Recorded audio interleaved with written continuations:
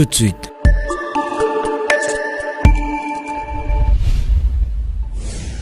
Le journal.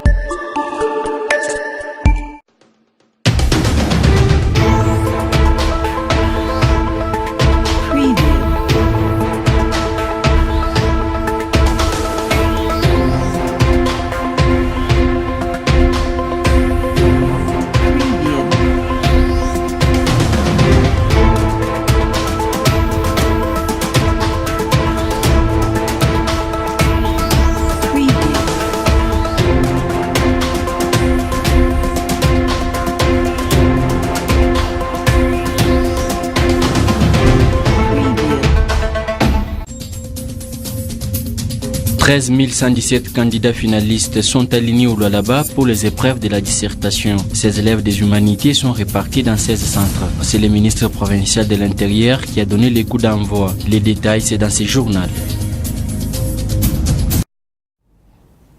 Merci de nous choisir, mesdames, messieurs, pour vous informer. Bienvenue dans cette grande édition du journal. Certains creuseurs de Kolwezi quittent les carrières pour l'agriculture après avoir souffert et fait face aux différents risques qui s'y trouvent. Cependant, même dans l'agriculture, plusieurs difficultés s'imposent, mais ils travaillent quand même. Cap sur Gilbert Mwambou, un creuseur qui s'est fait passer pour un agriculteur,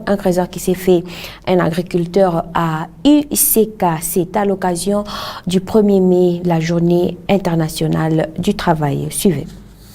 Gilbert Mwambou a travaillé pendant plusieurs années, étant creuseur dans plusieurs carrières de Kolwezi. Il a rencontré plusieurs difficultés. Il a plusieurs fois échappé à la mort. À l'issue de tous ces risques, il s'est choisi de quitter les mines pour l'agriculture. Ici, d'autres difficultés s'imposent. Il parle. Les problèmes, il y a pas bien tout, il y a besoin de bukasi. Et surtout, parce que de façon tout naturelle, tout besoin, il y a ma aide au moins pas ta cosa ma motopon pour travailler avec ça. Et tout, bale ba maman ba kuba bale ba mama yetu ba mukini. Pendant que banatongara ko siku moya banaona kwa magumu yetu, jubu ba tusaidie ko ça tumambeko marezoa manjeni. Ndio tunaanza kushota kwa maisha kwa distance. Il ne travaille pas seul. Ces agriculteurs n'ont aucun soutien, mais ils prennent courage.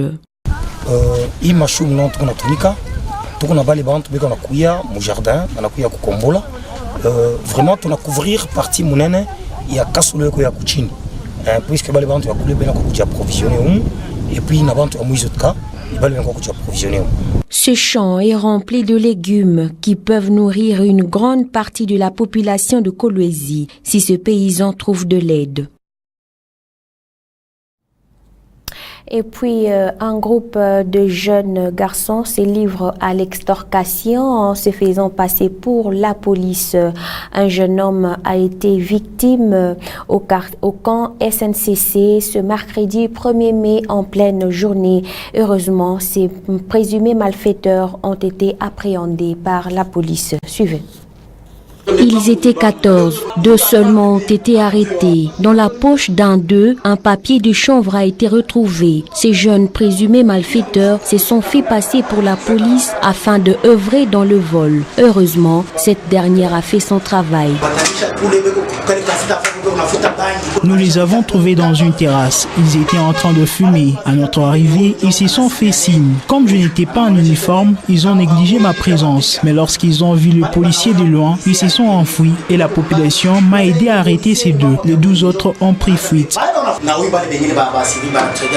Ce paisible citoyen a été juste de passage sur le chemin de fer au quartier désert. Il a été victime. Sa chemise a été déchirée et son manteau, il est indigné. Je travaille à Kamilombe.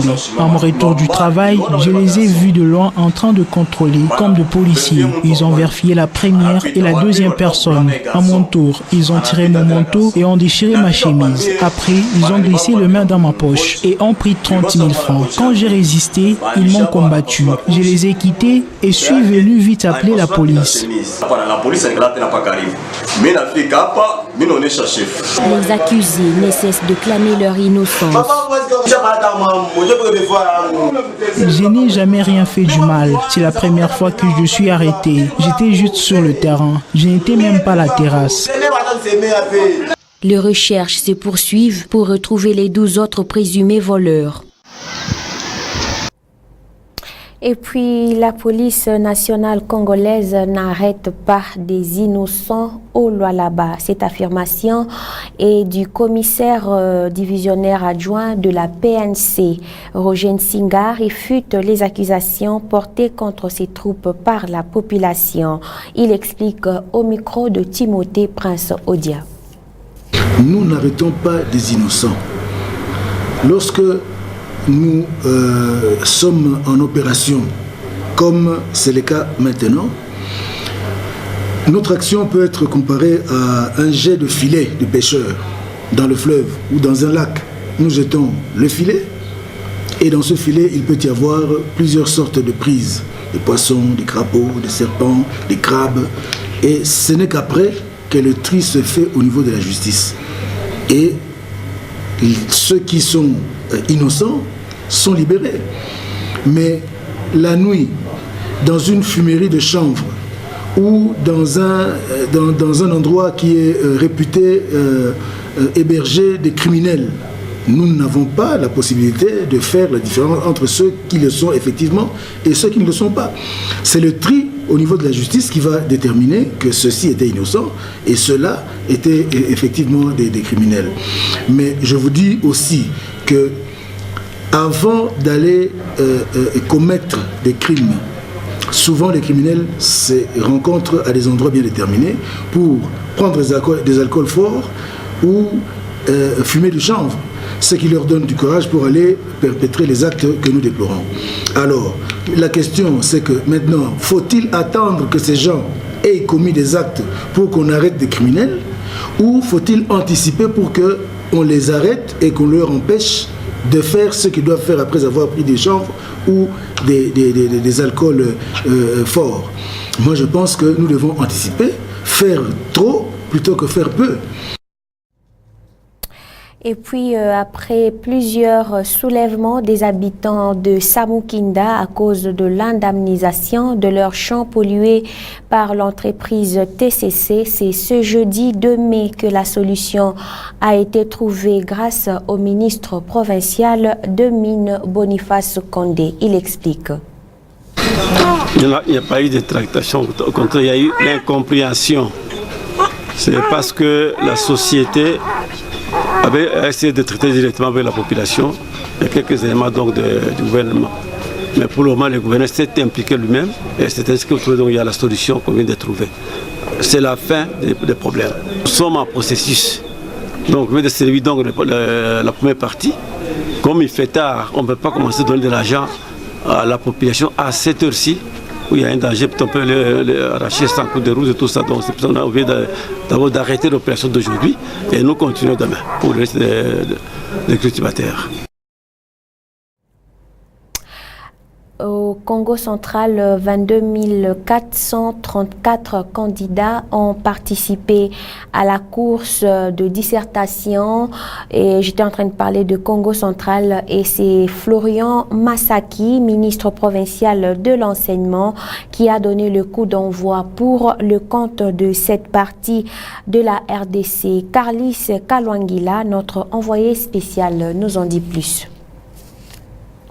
Rien n'a été négligé pour que les tout baignent dans l'huile en ce qui concerne l'organisation des épreuves de dissertation marquant les préliminaires d'examen d'État édition 2018-2019.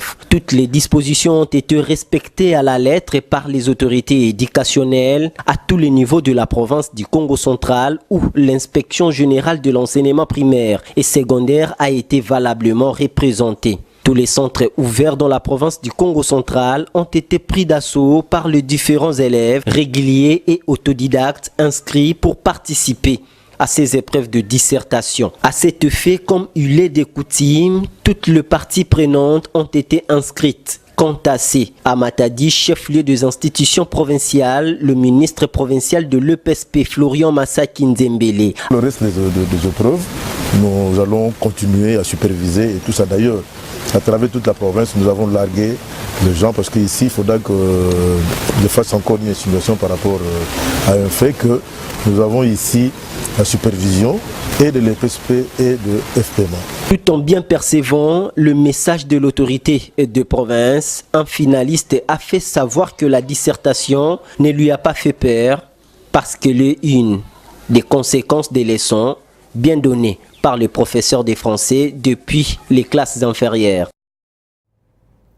Ces épreuves se déroulent dans toute l'étendue de la République démocratique du Congo. À Kolwezi aussi, le coup d'envoi a été donné par le ministre provincial de l'Intérieur, Boniface Condé.